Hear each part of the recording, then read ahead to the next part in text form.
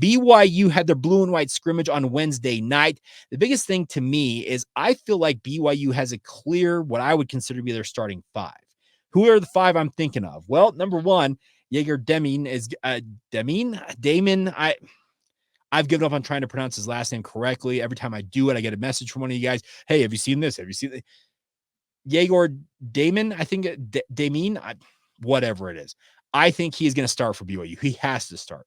His ability to be a 3-level scorer, to pass like he does, and to have the size that he has at 6'9", it is the total package. And there's a reason why this is a guy who's projected to be a lottery pick in the NBA draft next year. You can see it already, and it was very, very evident on Wednesday night. The other thing I saw is that Kanon Catchings, he is a walking bucket getter. You need guys like that in the Big 12. And the fact that he's 6'9", 6'10", whatever he is, him and Demin are going to be absolutely impossible to slow down for opposing teams, it feels like. Their size of their combination of size, their athletic ability, and more importantly, their ability to put it in the bucket. That's an incredible tandem to have on the wing or at point guard in the case of a guy like Egor is really, really nice to have. I still think that Dallin Hall ends up getting the start as well. I think that you can play him and Egor off one another.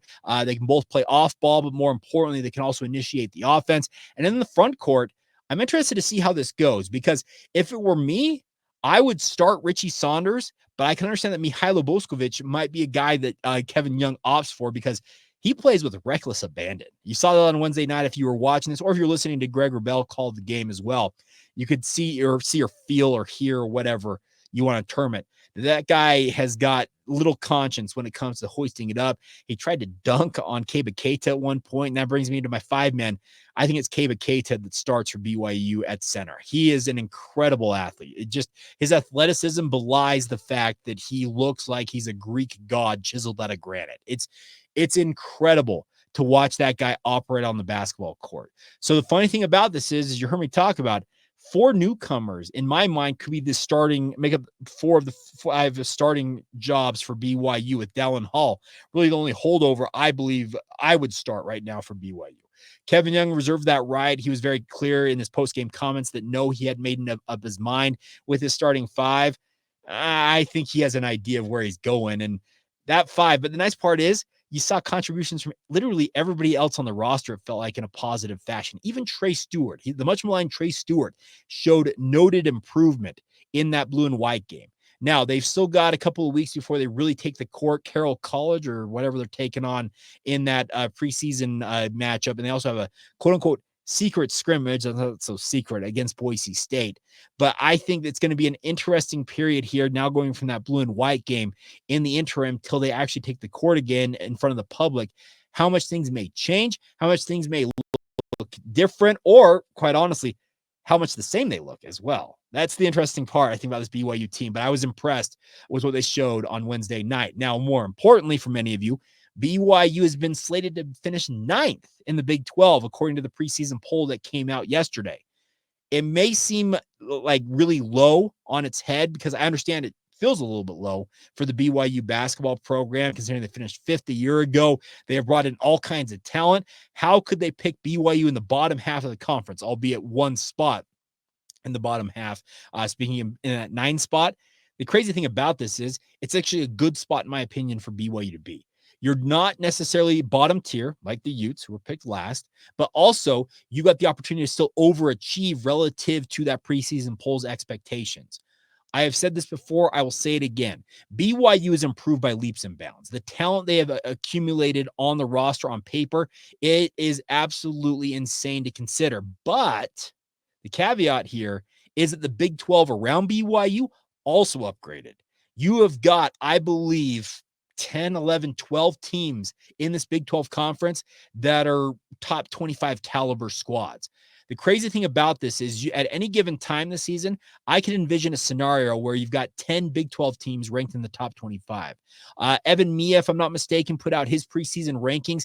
He had, I think, 9 or 10 Big 12 teams in his top 30. And BYU, I think, was that 9th team, and they were 28th in his rankings. So this is going to be an interesting season, obviously, to track for BYU, but I also don't think it takes anything away from the Cougars as to what you can expect from them. Because once again, they still have a major opportunity to overachieve relative to those expectations. BYU finishing ninth in this conference is still, in my opinion, going to be a single-digit seed, 6, 7, whatever you want to say in the NCAA tournament, where you're favored to win a first-round game. That is how good, how deep, how talented, how robust this conference truly is. And that is not to say that BYU can't overachieve, but at the same time, you have to compete literally every night in this conference. It is going to be an insane conference schedule for BYU. I cannot wait to watch it play out. Are there going to be more losses than some Cougar fans may quote unquote find acceptable? Maybe so, but understand that this conference, it is the best basketball conference in the country, bar none. Eat your heart out, Big East. Eat your heart out, ACC. Eat your heart out, Big Ten. It doesn't compare to what the Big 12 is here. And I expect BYU to compete favorably in this league, but I think that 9 spot, it's both low, but also I think super advantageous for the Cougars. They could finish 5th once again this year, and once again, compared to the preseason poll, be overachieving expectations. But with the 5th place finish this year, if the Big 12 is as good as we believe it is going to be, are you a 2 or a 3 seed at that point? I know that sounds insane to say, but I'm telling you, this league looks like it is going to be just another level, a cut above literally every other basketball conference out there. I know it warms the heart of a guy like Brett Yormark, who's a hoop head at heart, to watch what's happening with basketball, but it's going to be a lot of fun to break all this down because it is going to be an absolute dogfight every single conference game.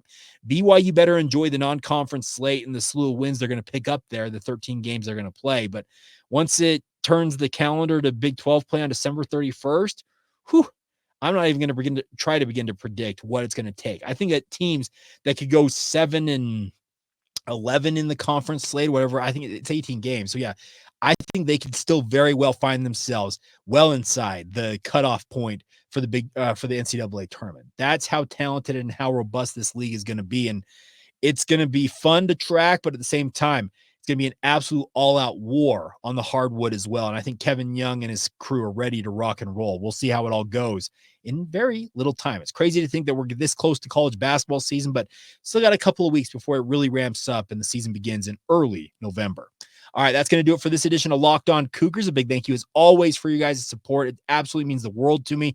Got stopped by a couple of people down at Black Desert yesterday who recognized me out on the course and said, Jake, I listened to the podcast. It means the world to me that you guys support it as robustly as you do. So thank you for your support. As always, thank you for making it your first view and or listen of the day. And as always, thank you to all of you who are everydayers with us right here on the Locked On Cougars podcast.